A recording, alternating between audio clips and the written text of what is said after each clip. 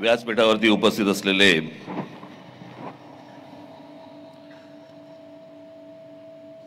माझे मित्र, माझे जुने सहकारी नारायणराव राणे,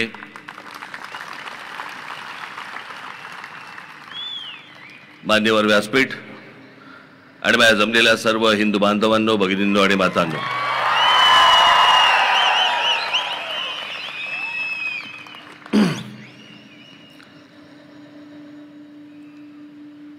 खरं तर त्या दिवशी गुढीपाडव्याच्या मेळाव्यामध्ये मी पाठिंबा जेव्हा जाहीर केला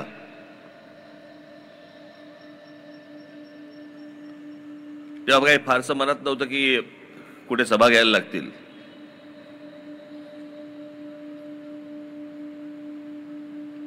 पण नारायणरावांचा फोन आल्यानंतर मी त्यांना नाही म्हणू शकत नाही.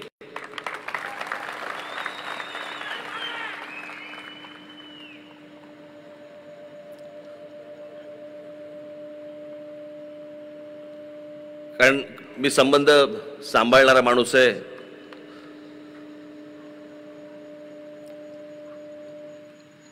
खरं तर नारायणरावांना या प्रचार सभेची किंवा माझी या मतदारसंघामध्ये आवश्यकताच नाही. ते निवडून आलेलेच आहेत.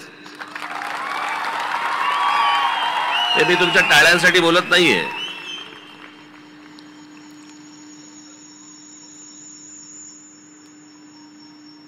हा इतका सुंदर देखणा असा हा प्रदेश आहे. या प्रदेशामधली सिंधुदुर्ग रत्नागिरी मधली जनता सुजाण आहे.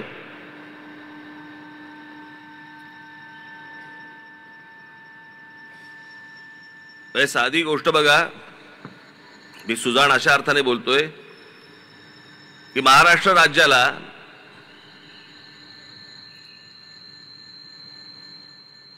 नऊ भारतरत्न आहेत. त्या 9 भारतरत्नांपैकी तुम्ही जर नीट काढलेत सगळे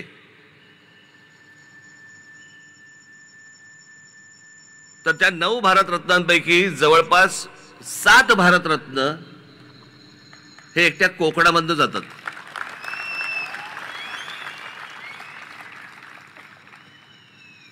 पावा काणे असतील, धोंडो केशव कर्वे असतील, विनोबा भावे असतील, सचिन तेंडुलकर असतील, लता मंगेशकर असतील,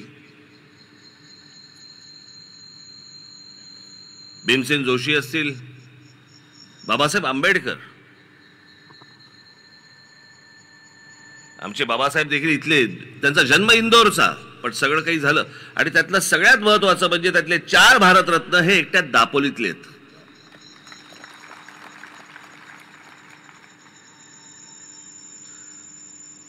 आणि म्हणून मी म्हटलं की सुजाण असा हा मतदारसंघ, कोण आपलं भलं करू शकतं, कोण काय करू शकतं माहिती आहे. आज इथे अनेक पत्रकार बांधव इथे आले आहेत. लांबूनच नमस्कार केलेला बरा.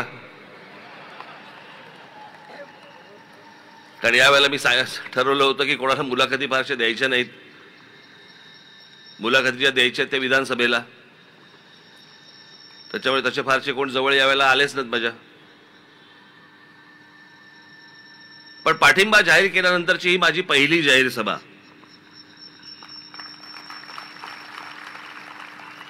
आणि मग मी तो पाठिंबा का जाहीर केला, कशासाठी केला, हे मला असं वाटतं मी गुढीपाडव्याच्या सभेमध्ये मी सांगितलं होतं.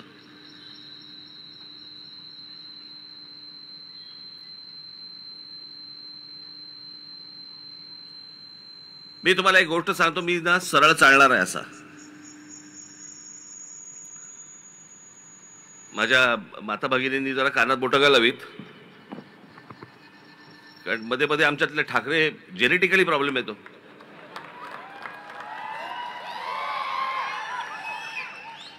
त्याच्यामुळे विचार करताना ना बैलासारखं, बैल जसा मुततो ना तसा विचार नाही करत. बैल चालता चालता मुततो असा असा. मला एखादी गोष्ट समजा पटली तर पटली, मला एखादी गोष्ट जर समजा नाही पटली शेवटपर्यंत नाही पटणार. तसं 2014 ते 2019च्या दरम्यान ज्या काही गोष्टी केंद्र सरकारकडनं झाल्या, नरेंद्र मोदींकडनं झाल्या, काही गोष्टी ज्या झाल्यात मला नाही पसंत पडल्या. ज्या बाबतीत मी 2019च्या सभेमध्ये मी जाहीर त्यांचे स्क्रीनवरती ते दाखवून पण जाहीर विरोध केला त्या गोष्टीला. काही गोष्टी नाही पटल्या, ज्या आजही नाही पटत मला.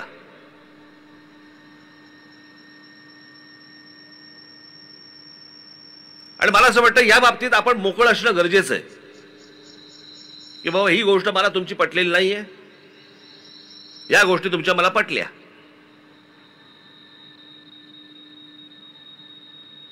मग ती नोटबंदीची असेल, पुतळ्यांची असेल, अनेक गोष्टींची असतील. ज्या गोष्टी नाही पटल्या, पण ज्या गोष्टी पटल्या त्याचं जाहीर कौतुक देखील करणारा माणूस मी आहे.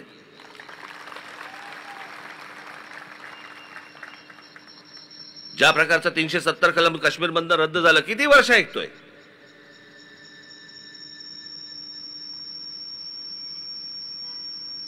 जेव्हापासून मला राजकारणाची समज आली, साधारणपणे तो काळ असेल एक 75चा वगैरे काळ असेल, ज्याला समज नसेल नाही म्हणणार मी, उमज म्हणेन मी, उमजलं ज्याला म्हणतो आपण. 75चा काळ असेल, आणीबाणीचा काळ.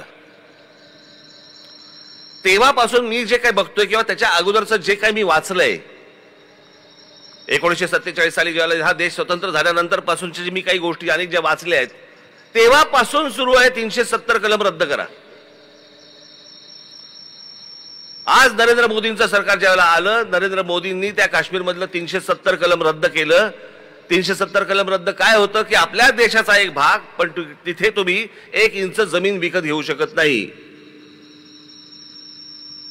हे जे आजपर्यंत होतं हे नरेंद्र मोदींच्या सरकारमुळे झालं, हे तुम्हाला मान्य करावंच लागेल. याच्यासाठी किती वेळा मागण्या झाल्या, किती सरकारांनी सांगितल्या गोष्टी की आम्ही करू, कोणी केलं नाही.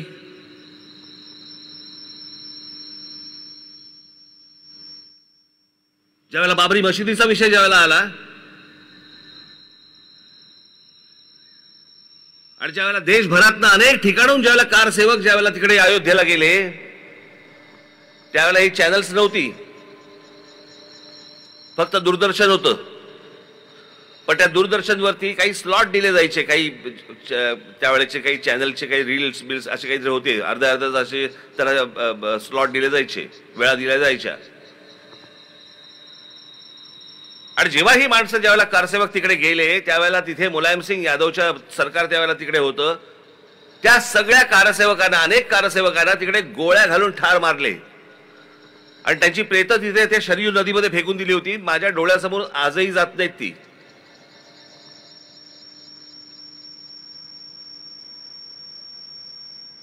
कोण कुठचा बाबर आणि कुठच्या बाबराला सांभाळणारे आमच्याकडच्या अवलादी.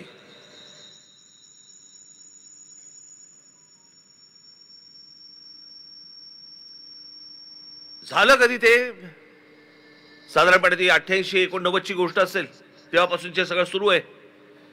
विषय त्याच्याही कदाचित अगोदरचा पासूनचा असेल, पण हे सगळं कारसेवक तिथे जाणं, तिथे ती आंदोलनं होणं, सगळ्या गोष्टी होणं, आणि मग 92 साली त्याचा ढाचा गेला, ती पाडली गेली.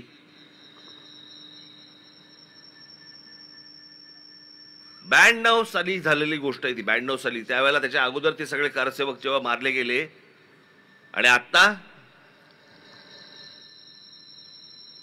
नरेंद्र मोदींचं सरकार असताना कोर्टामधनं राम मंदिर बांधायची परवानगी मिळाली, आणि आज त्यातला पहिली फेज ज्याला आपण म्हणतो, पहिला भाग राम मंदिराचा आज उभा राहिला. तिकडे रामलल्ला तिथे उभे राहिले, प्रतिष्ठापना झाली. जसं काश्मीरचं झालं तसं राम मंदिराचंच आहे. मी तुम्हाला निश्चित सांगतो की नरेंद्र मोदींचं सरकार आणि त्या काळातलं सुप्रीम कोर्ट यांच्यामुळे हे राम मंदिर उभं राहिलं आणि त्या कारसेवकांच्या आत्म्यांना शांती मिळाली. नाही ते शक्य नव्हतं. ज्या गोष्टी योग्य आहेत त्या योग्य आहेत, ज्या गोष्टी अयोग्य आहेत त्या अयोग्य आहेत.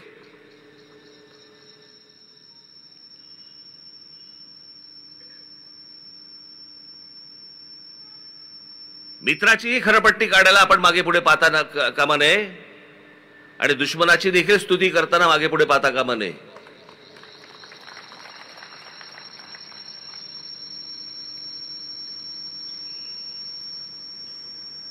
आणि मग मी विचार केला या सगळ्या गोष्टींमध्ये या देशाचं काय झालंय. या देशामध्ये ज्याला उभी फूट हा जरा थोडासा विचित्र शब्द वाटतो, पण व्हर्टिकल स्प्लिट ज्याला म्हणतो आपण, उभी फूटच म्हणता येईल त्याला. एक तर तुम्ही मोदींच्या बाजूने असा किंवा एक तर मोदींच्या विरोधात असा. 2019ला मी जे बोललोय ना, आजचे जे आहेत ना विरोधी पक्ष, यांची हिंमत नाही त्या गोष्टी बोलायची.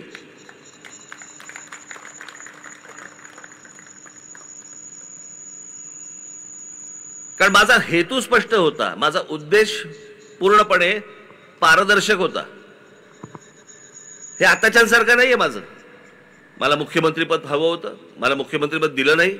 मला ही गोष्ट हवी होती, मला ती गोष्ट दिली नाही म्हणून मी विरोधात. ही नव्हतो तसा. मला भूमिका नाही पटली म्हणून मी विरोधात केला.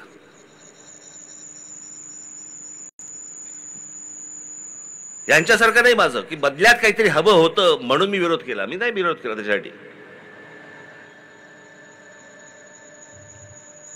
आणि जर समजा काल उद्धव ठाकरे इकडे येऊन गेले ना, हे तुमचं ज्याला ते 2.5 वर्षाचं जे काही झंगाड होतं ना, 2.5 वर्ष मला द्या, 2.5 वर्ष तुम्हाला घ्या. समजा असं पकडूया की त्यावेळेला भारतीय जनता पक्षाने मान्य केले असते तुमची 2.5 वर्ष, आज बोलला असतात का? हे जे आज तुम्ही जे बोलतात हे बोलला असतात का? नसता बोललात. कारण सत्तेचा बोळा कोंबला असतो तोंडात. मग आता काय बोलणार? ती गोष्ट हिरावून घेतली म्हणून आग लागली खाली. नाही तर कशाला बोलतायत?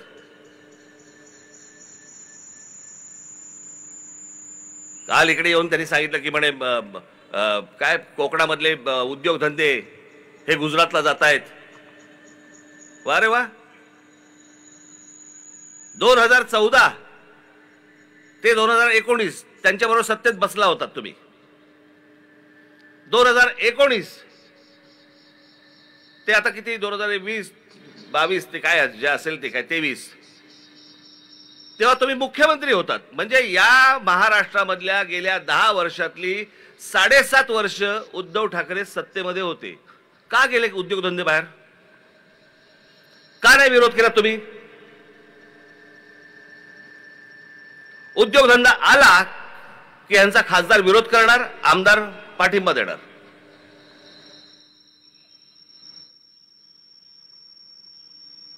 आपण का विरोध करतो ते तरी माहितीये का? माहित नाही.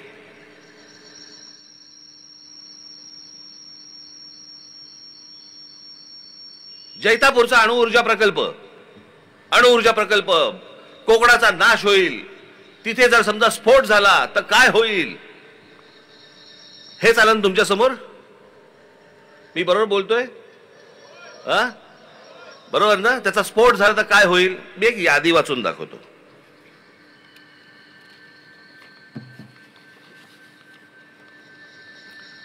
मी जगातलं बोलतच नाही, मी फक्त भारतातलं बोलतोय. आत्ता भारतामध्ये अणुऊर्जा प्रकल्प कुठे कुठे आहेत?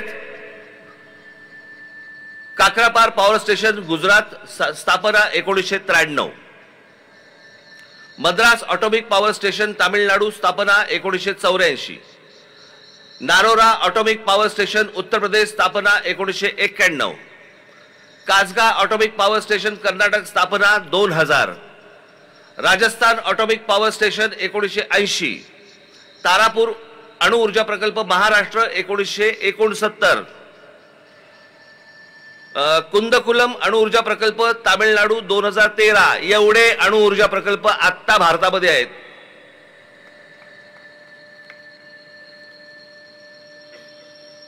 आणि सगळ्यात महत्वाचा की उद्या जर स्फोट झाला तर किती माणसं कोकणामध्ये मरतील यांची चिंता वाहणाऱ्यांना हे माहित नाही का की भाभा ऑटोमिक रिसर्च सेंटर हे मुंबईत आहे.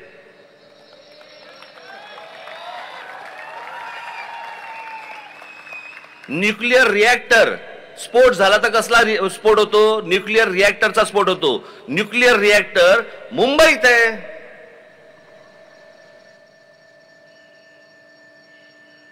तिथे कधी मला आठवत नाही की बाबा ऑटोमिक रिसर्च सेंटर दूर लोटा, इथून काढून टाका, असं कधी बोललेलं मला आठवत नाही. पण कोकणामध्ये प्रकल्प येऊ द्यायचा नाही. मग पुढचा कुठचा आता आला तो विरोध झाला, तो नाणार. नाणार मग यांचा खासदार जाणार नाणारला विरोध करणार आणि मग लोकांना भडकवणार, बागायती शेती जाते बिते वगैरे वगैरे. माझं असं म्हणणे हे सगळं नंतर. नाणारमध्ये जेवढी जमीन आज अक्वायर केलेली आहे, लोकांच्या जमिनी घेतलेल्या आहेत, कोणी घेतल्या तो जमिनी, कसा रिकामा झाला आणि नाणार तिकडे होणार, तिथे जमीन आली कुठून? बरं आली तर आली, इथेच फिरत असलेल्या अनेक दलालांनी जमीन लोकांकडनं कमी पैशामध्ये विकत घेतली.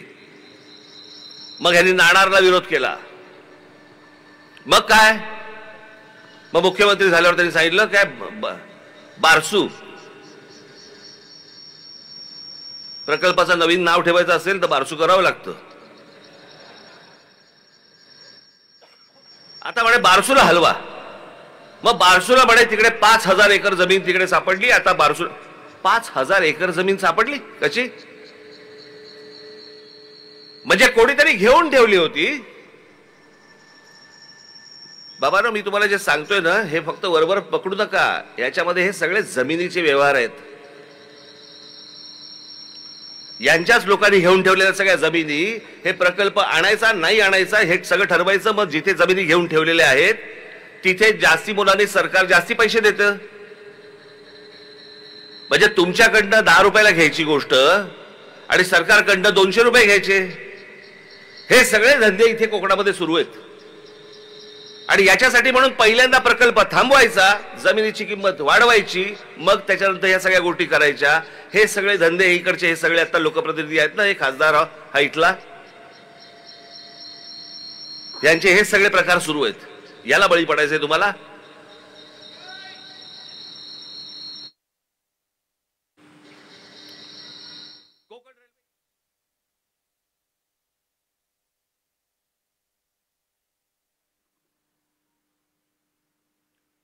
तेव्हा असले हे दलाल वगैरे फिरत नव्हते इथे कोकणामध्ये, म्हणून पटकन झाली कोकण रेल्वे.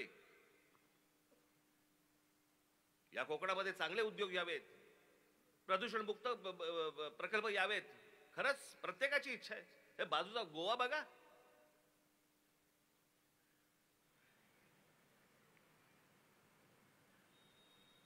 अख्खं जग तिकडे जातं, जग.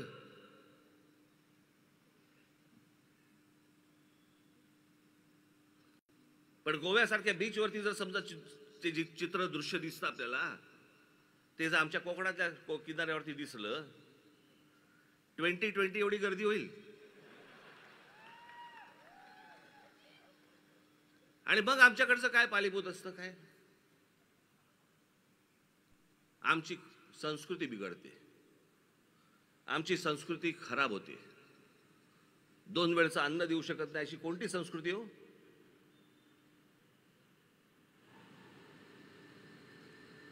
इकडची संस्कृती खराब, इकडची संस्कृती मोठी. मग गोवा आणि केरळा तुमचं असंस्कृत आहेत लोक. नाहीये का? मी पक्ष स्थापनेच्या भाषणामध्ये मी एकदा एक उदाहरण दिलं होतं. आज मी ते पुन्हा तुम्हाला एकदा उदाहरण देतो. नवं उघडलं होतं त्यावेळेला. मी मलेशियाला गेलो होतो आणि मलेशियाला गेलो असताना तिकडे एक जेंटिंग हायलँड नावाची एक जागा आहे. आता अनेक लोक गेली असतील. मी जेव्हा गेलो त्यावेळेला एक हॉटेल होतं फक्त तिकडे. म्हणजे साधारणपणे किती अंतर असेल पकडूया आपण, मुंबई ते माथेरान एवढं अंतर आहे. तिथे पोहोचलो आम्ही. सहज आपला चोची मारत होतो. म्हटलं खाली जरा विचारपूस केली. म्हटलं किती हॉटेल मोठं होतं ते, पण एकच हॉटेल होतं. म्हटलं काय रे, म्हटलं इथे ऑक्युपन्सी किती? ते बोले 100%. म्हटलं 100% ऑक्युपन्सी? म्हटलं काय आहे का इथे? ते बोले इथे कसिनो आहे. म्हटलं बरं. संध्याकाळी मी शर्मिला कोण दोघे तिघे जण होतो. आम्ही खाली कॅसिनो मध्ये गेलो. मला जुगार खेळता येत नाही. मी 5 वर्षात एकदा खेळतो.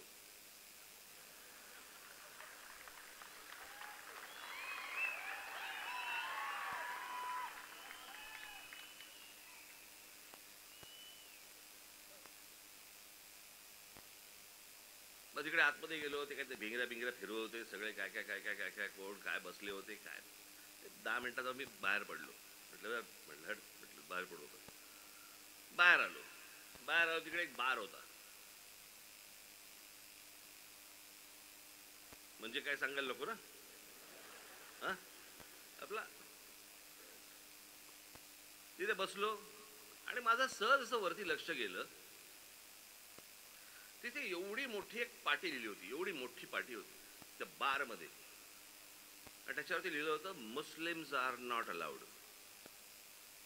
मुसलमानांना येथे परवानगी नाही. आता तुम्हाला गंमत सांगतो. मलेशिया हा देश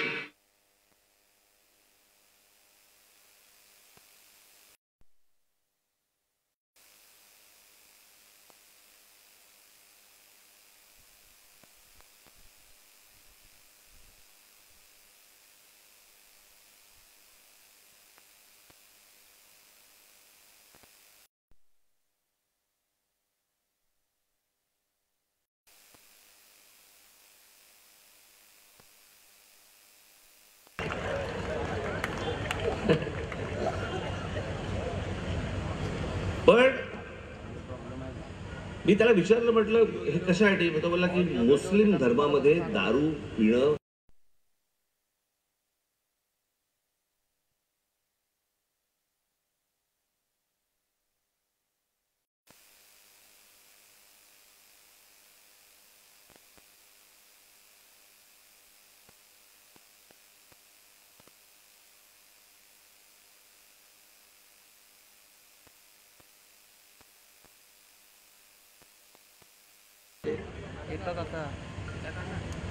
स्वतःच्या देशाची प्रगती करण्यासाठी जर एक देश आपल्या धर्माला बाजूला सोडत असेल, आपण कोणती संस्कृती घेऊन बसलो. कुठची संस्कृती.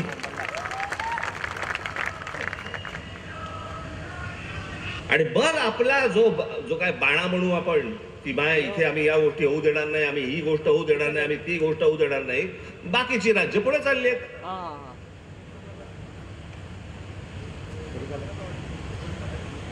गोवा पुढे चाललाय. हॉटेलच्या हॉटेल्स निघतायत तिकडे. केरळामध्ये निघतायत. आम्ही तारकर्ली घेऊन बसलोय. तासन तास बसलेत लोक. डॉल्फिन दिसत.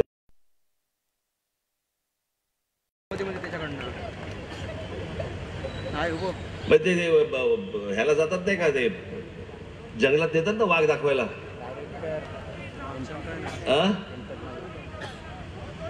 सावंतवाडीत डॉल्फिन आलाय.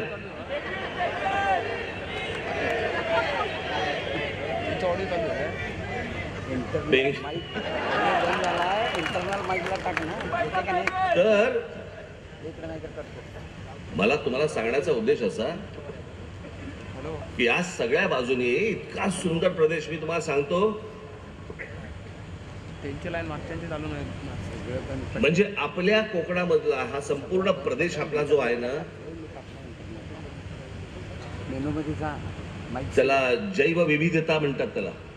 इतक्या वेगवेगळ्या प्रकारची झाडं, पानं, फुलं, या सगळ्या गोष्टी, त्याच्यामध्ये वेगवेगळ्या प्रकारचे पक्षी, प्राणी, असं हे संपूर्ण आपला जो काय म्हणतो सह्याद्रीची रेंज आहे ना, ही आपली अख्खं सगळं जे आहे ना, खास करून हा सगळा प्रदेश, सिंधुदुर्ग, रत्नागिरी, हा सगळा प्रदेश हा 2 नंबरला येतो जगात. 2 नंबरला. अमेझॉनच्या जंगलानंतर हा प्रदेश येतो. आणि या प्रदेशाचं आम्ही काय करतो? काही नाही. पावसाळ्याच्या दिवसामध्ये इथे फक्त लोक येतात, गाड्या लावतात, धबधब्याखाली उभे राहतात. हा इतका सुंदर प्रदेश व्हायला पाहिजे. याच्यामध्ये इतक्या प्रकारच्या गोष्टी यायला पाहिजेत. खरं तर बाकीचे कारखाने सोडून नारायणराव, माझी तर इच्छा फक्त हॉटेल्स आणा इथे आणि इंग्लिश स्पीकिंग कोचिंग क्लासेस आणा. इंटरनल माहितीला टाकणं. कोणी जाणार नाही तिकडे गोव्यामध्ये आणि केरळामध्ये. सगळेजण इकडे येतील.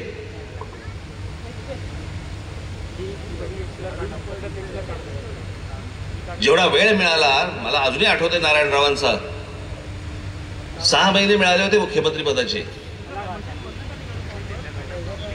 जर पुढची 5 वर्ष मिळाली असती ना, कोणाला इथे प्रचाराला याची गरजच लागली नसती.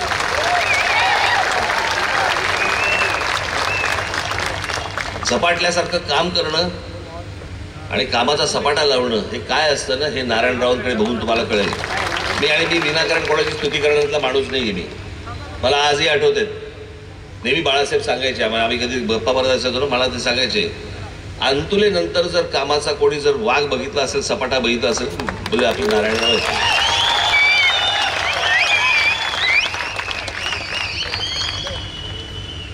आणि एखादा विषय समजून घेणं, समजल्यानंतर तो मांडणं, हे तुम्ही असं नका पकडू. त्यांनी 4 गोष्टी माझ्याबद्दल चांगल्या बोलल्या म्हणून मी आता त्याच्याबद्दल चांगल्या गोष्टी बोलतोय. मी खरंच सांगतोय, मला ज्या ते मुख्यमंत्री झाले त्याला मला खरंच प्रश्न पडला होता की हे कसं करणार,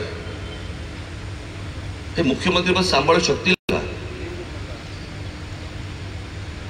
तो जो मुख्यमंत्री पदाचा म्हणून जो आवाका जो असतो, ही गोष्ट हे कशी सांभाळणार, काय सांभाळणार, खरंच प्रश्न होता. पण त्यांनी ज्या प्रकारचं मुख्यमंत्री पद त्यांनी जे हाताळलं किंवा हाकलं म्हणूया, हे भल्या भल्यानं नाही जमले. मी तुम्हाला एक उत्तम उदाहरण म्हणून मी तुम्हाला सांगतो, उत्तम उदाहरण. माझ्याबरोबर इथं आमचे अनिल शिदोरे आले असतील. कुठे आलेत का? कुठे आली आहेत? नारायणराव, तुम्ही कदाचित विसरून गेला असाल ही गोष्ट. हे आमचे अनिल शिदोरे एके दिवशी आपले मोठी संस्था, आपले अभय बंग माहिती आहेत ना तुम्हाला, सामाजिक संस्था ज्यांची अभय बंग, या अभय बंगांना घेऊन हे आमचे अनिल शिदोरे एके दिवशी नारायणराव मुख्यमंत्री असताना त्यांच्याकडे गेले. सभागृह चालू होतं आणि बालमृत्यू, कुपोषण या विषयामध्ये अभय बंग त्यांना भेटायला गेले. त्याला हे आमचे अनिल शिदोरे बरोबर होते. ते आलेत, अभय बंग आलेत म्हटल्यानंतर नारायणराव आतून बाहेर आले. पटकन त्यांना बोलले की 1 5 मिनिटं द्या, मी बाकीच्यांचं आवरतो, तोपर्यंत जरा तुम्ही इथे बसा. झालं. त्याच्या नारायणरावांनी त्यांचं ऐकायला सुरुवात केली.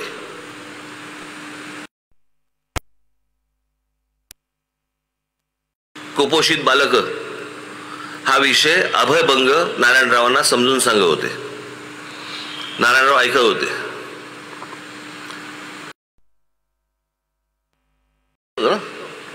विरोधी पक्ष नेते असताना. दुसऱ्या दिवशी नारायणरावांनी सभागृहामध्ये जाऊन जे भाषण केलं, तो जो विषय ज्या प्रकारचा मांडला, यांना शिदोरेंना अभय बंगाने सांगितलं की म्हणे, मी ते भाषण ऐकताना मला असं वाटलं की हे आपल्या संस्थेचे सभासद आहेत की काय. मी 15 मिनिटं त्यांच्याशी बोललो, पण त्यांनी 1.5 तासाचं तिथे सभागृहामध्ये चिडीत चूप, सभागृह अख्खा चिडीत चूप. आणि नारायणराव तिकडे त्या कुपोषण या विषयावरती बोलतायत, बालमृत्यू या प्रकरणावरती बोलतायत. एखादा विषय समजून घेणं, त्याची हाताळणी कशी करणं, त्याचं इम्प्लिमेंटेशन कसं, हे ज्या माणसाला माहिती आहे, तो माणूस तुमच्या समोर खासदारकीचा उमेदवार म्हणून उभा आहे.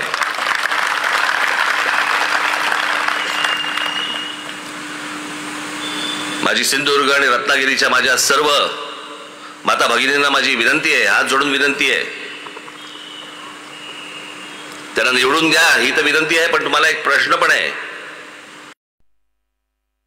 नुसताच बाकड्यावर जाऊन बसणारा खासदार पाहिजे का केंद्रामध्ये मंत्री होऊन कोकणाचा विकास करणारा तुम्हाला उमेदवार पाहिजे?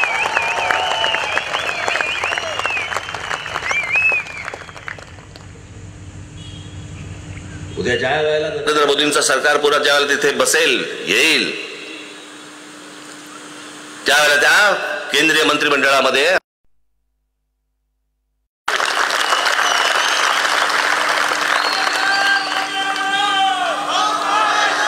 या कोकणा संदर्भातल्या माझे जे काही मत आहेत, माझी जे काही स्वप्न आहेत, मला जे काही म्हणायचं आहे, मी अनेक गोष्टी त्यांच्यापर्यंत पोहोचवणार आणि त्यांच्याकडे गेल्यानंतर ए बाबा रे माझ्याकडनं काम नाही होऊ शकत असं होऊ शकत नाही, त्यातनं ते मार्ग काढणार, हा झाला त्यांचा स्वभाव.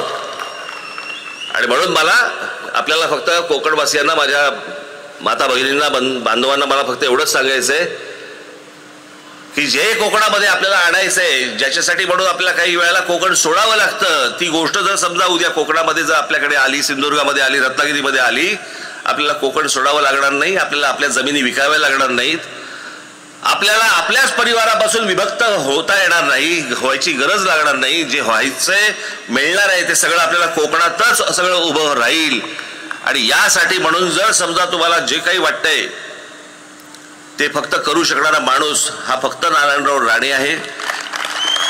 येत्या 7 तारखेला आपण नारायणरावांना प्रचंड प्रचंड प्रचंड मताने आपण त्यांना विजयी करावं अशी एक आशा अपेक्षा बाळगतो आणि आपण सर्वांची मी रजा घेतो. धन्यवाद. जय हिंद, जय महाराष्ट्र.